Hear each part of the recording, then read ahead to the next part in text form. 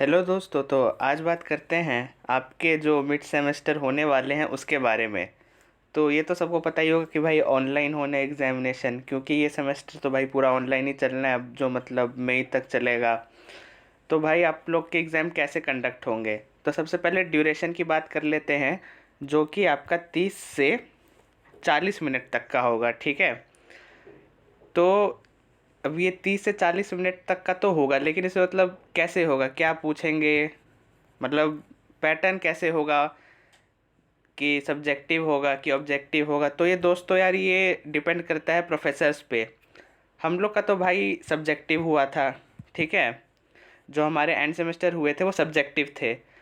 और जो हमारे मिड सेमेस्टर हुए थे ना, जो फर्स्ट मिड सेमेस्टर थे, सबसे पहली बार जो ऑनलाइन हो रहे थे, उसमें कुछ कुछ हमारे ऑब्जेक्टिव हुए थे और कुछ हमारे सब्जेक्टिव हुए थे। तो अब बात कर लेते हैं, अगर ऑब्जेक्टिव होंगे तो कैसे होंगे। तो भाई अगर ऑब्जेक्टिव होने हैं तो वो तुम्हारे चाहे तो गूगल फॉर्म की थ्रू होंगे, गूगल फॉर्म के थ्रू।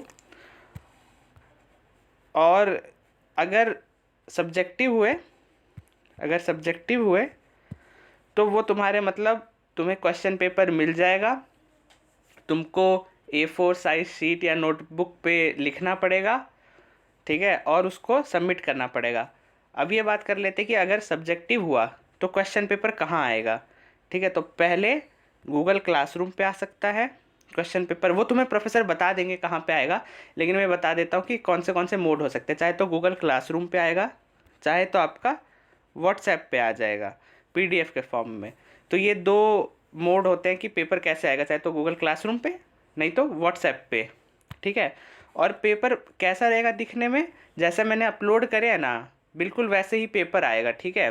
मतलब उसमें न्यूमेरिकल थोड़ा डिफरेंट होगा, लेकिन जो फॉर्मेट है फॉर्मेट वही आएगा। ठीक है। क्वेश्चन छोटे होंगे क्योंकि 30 से 40 मिनट का टाइम है आपके पास।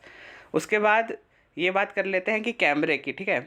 तो अगर कैमरा ऑन करना पड़ा, अगर कैमरा ऑन करना पड़ा तो वो आपका होगा थ्रू गूगल मीट। क्योंकि हम लोग के जितने भी एंड सेमेस्टर हुए उस सब में हमें कैमरा ऑन करना पड़ा था, और वो हमें करना पड़ा था थ्रू गूगल मीट। अब बात कर लेते हैं ऑडियो की। तो भैया ऑडियो तो ऑफ रखना है। ठीक है। ऑफ रखना इन द सेंस, हम लोग को किसी में भी किसी प्रोफेसर ने ये नहीं बोला कि ऑडियो ऑन रखना है। ठीक है। क्योंकि फिर बहुत नॉइज़ हो जाएगा, पेपर में कंसंट्रेट नहीं होगा। तो ऑडियो आपको ऑफ रखना है, कैमरा ऑन रखना है, अगर प्रोफेसर्स बोलेंगे तो।